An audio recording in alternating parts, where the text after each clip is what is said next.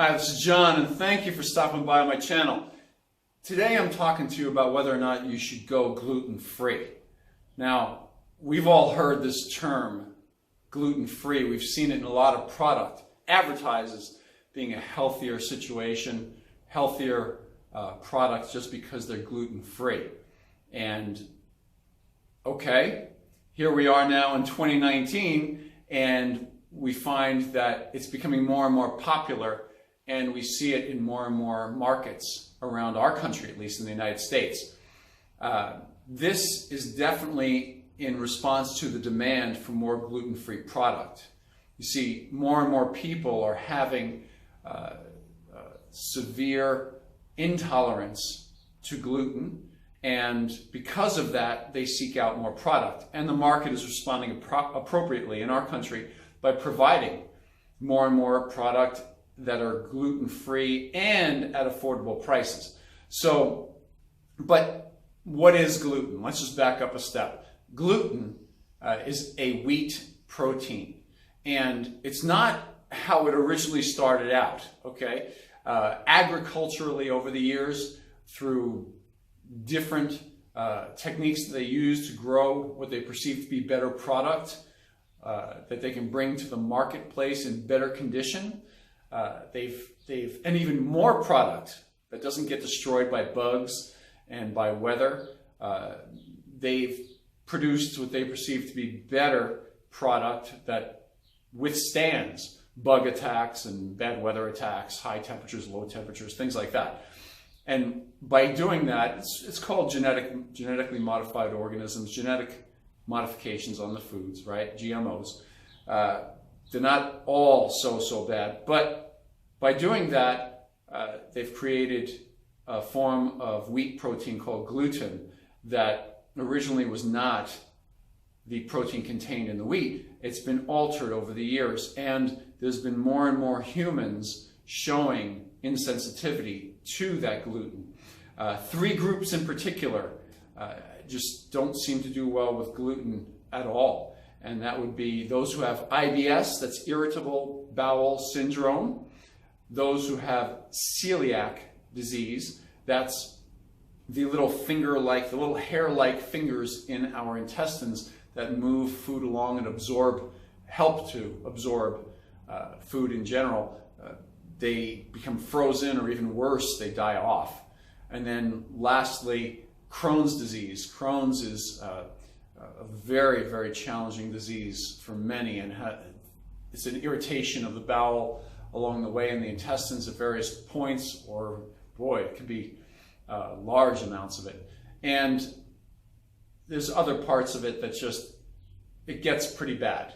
So irritable bowel syndrome, celiacs, Crohn's disease, those three, very common. Those who have had challenges with any of those diseases, they come to know quickly that gluten-containing foods that they're eating bring on the worst of their symptoms.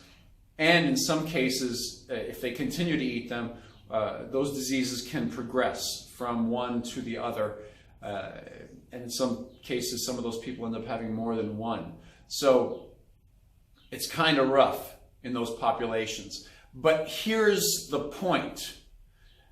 A lot of them are not born that way, with IBS, with celiac, with Crohn's. A lot of them, they say it runs in their family, and they keep an eye on their kids as their kids grow up, and they can tell early on, hopefully for some early intervention, dietarily wise especially, whether or not they have a tendency towards any of those diseases. Now, the gluten is one of the most inflammatory foods that any of those populations can eat. So the question becomes, why would you take the chance on eating those foods, especially known irritants in those situations? Why would you take the chance in eating large amounts of those foods if there's even a chance that you would end up with one of those diseases? The medical community really doesn't have an answer to turn any of those around. It's pretty much by a miracle from God that those things are turned around entirely. So diet-wise, you can help yourself along a lot, but it's, for the most part, it takes a miracle for a lot of people out there who have Crohn's and have had a challenge with Crohn's or celiacs especially. And then the IBS, you know, that one as well. So back to the gluten question. Should you go gluten-free? Well, I'm going to give you my personal situation. In my household, I share with you guys a lot about what we do and what we don't do. And in our situation, we decided early on, my wife and myself, when we started having children, that we just saw it as an unnecessary challenge to their systems. And we didn't want to unnecessarily load them up, or even ourselves for that matter, because we had lived our lives up till that point eating gluten, eating, you know, wheat-containing products that had gluten in them. And neither one of us had any symptoms or any problems, but we also figured, why would we poke at the bear, so to speak? Why would you take a poke at the bear and play around with such a thing when we saw so many people around us that had challenges with IBS, celiacs, and Crohn's? And I have to tell you, you know, I've been married for 16 years at this point, and I've now seen those populations, those numbers rising more and more. I know more and more people who have challenges with all of those diseases or any one of them at this point in my life, more than I've ever known in my entire life. So, do you need to go gluten-free? Well, if you've not dealt with any sort of symptoms, anything negative in your intestines or in your digestive system, then probably not. You know, if you're not a big bread eater, gluten-containing products, okay? Let me take a moment to discuss that. Bread, pretty much all bread, unless it says gluten-free on it, all bread is going to be containing some form of wheat, which will have some form of gluten in it. In our house, we default a lot. In our house, I would describe our house as being low gluten. Okay, not gluten-free. We make some allowances. We have a standard sourdough bread that we'll use, and we're not big sandwich people in the house, so that in and of itself, we all use to a minimum. And then the other one is oatmeal. Oatmeal is considered a gluten-containing product unless it says gluten-free. This one right here is just old-fashioned oats, and it's not considered gluten-free, even though oatmeal itself is technically gluten-free. The issue is when they manufacture the oatmeal, take it from the field to this container right here. Along the way, they're going to use equipment to manufacture it that is tainted with gluten, that they make gluten-containing products on. So unless it says gluten-free, your oatmeal is going to have a tiny amount of gluten in it. We have found no difference in our household, that we don't have any symptoms whatsoever of gluten intolerance. And part of that, we believe, is that we've cut down and eaten a low gluten type of diet and kept it as our lifestyle. That's all our children know.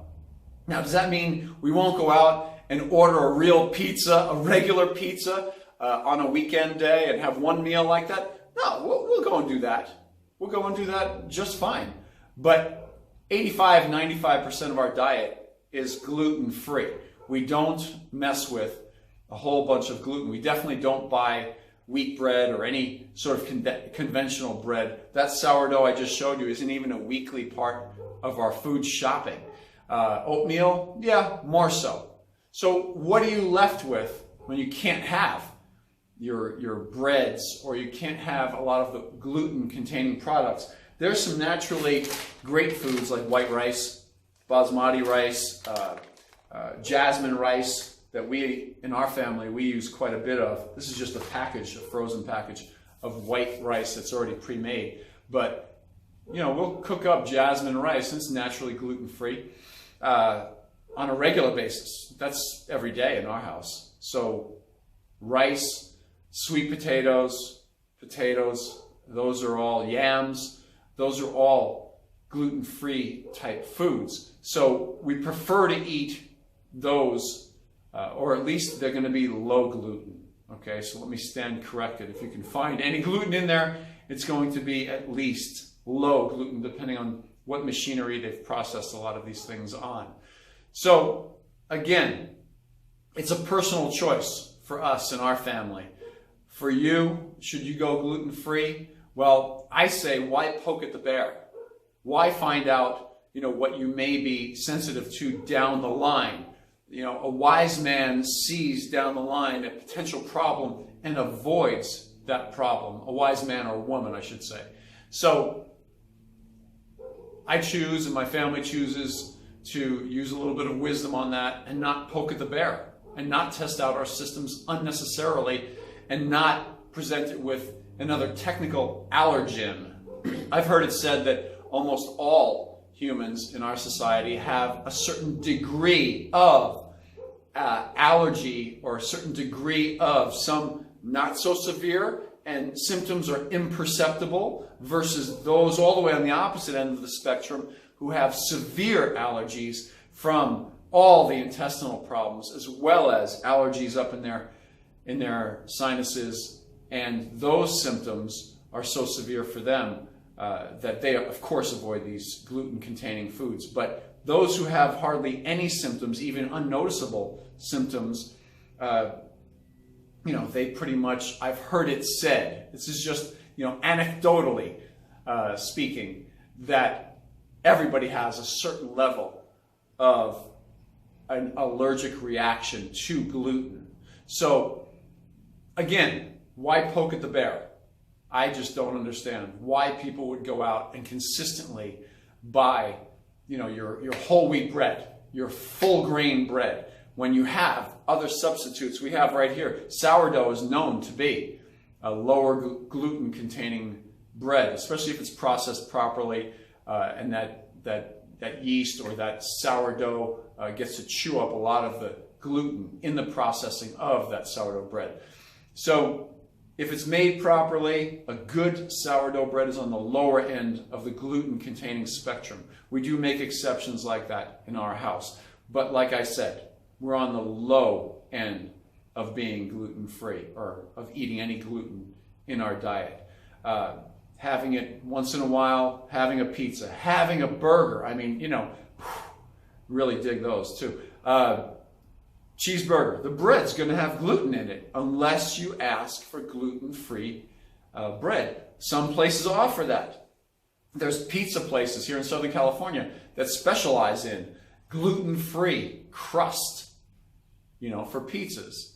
So do you seek those things out? If it's your taste, if it's something that you feel the need to do, yeah, then go ahead. But again, why poke at the bear?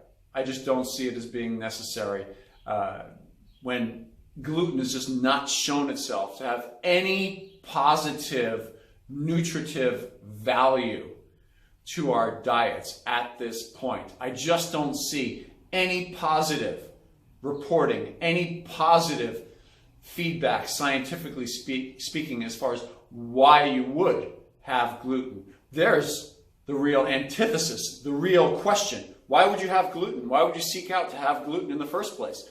I've had, one man say to me in a contemptuous kind of way, he's told me he keeps that gluten in there because he doesn't want to develop an allergy once he does have gluten. Well, that's stupid. That's just stupid. It's absolutely stupid. If you eliminate it or go really low gluten and occasionally have it, that's not the way allergies work. It's from an overexposure to allergens or to certain things that your body does not want to have in it. So if you're going to have down the line a serious allergy to gluten in any way or any of those digestive diseases I mentioned, IBS, celiacs, or Crohn's, if you're going to have a tendency down the line to have any one of those three, and believe me when I tell you, your body doesn't say, whoa, in about 6 months there's going to be a Crohn's situation in your body or a celiacs or an IBS. It just comes on. So if that is the case, that someone's destined to have that, then having more of that allergen, the gluten, will just bring on the allergy. You see? So people with pollen allergies, they know what I'm talking about. Being subject to pollen. They wouldn't in their right mind subject themselves to pollen on a regular basis because they don't want to develop a worse allergy to pollen. They avoid it like the plague. So that's my take on gluten. Should you go gluten-free? It's a personal decision. It goes for the individual, okay? Use your smarts. Be smart about it. I happen to feel we're being smart in my house about it, keeping it on the low end. So very low end. But that's it for today. Your decision, gluten or no gluten, gluten-free or freewheeling it and just eating whatever you want to eat. It's your choice. From my heart to you, John Hart, thank you very much. Please hit that subscribe button before you leave, and feel free to comment on this video or leave a comment with any of your suggestions on any future videos that you would like to see me do on any particular subject matter having to do with fitness, diet, and health. Thank you.